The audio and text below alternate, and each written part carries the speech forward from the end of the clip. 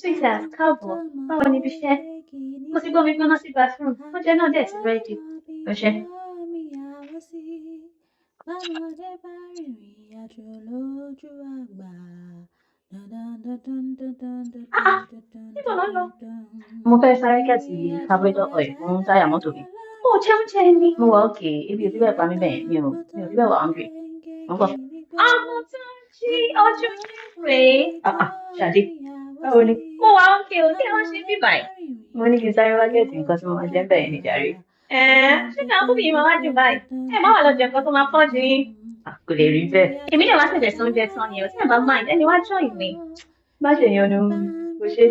Uncle Túnjí.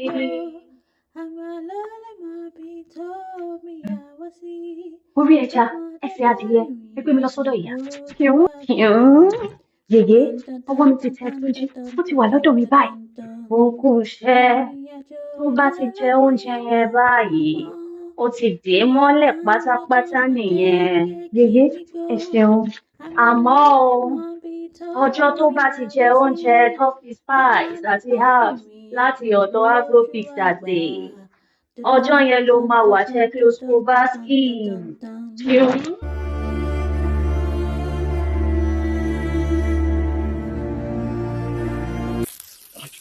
Bam.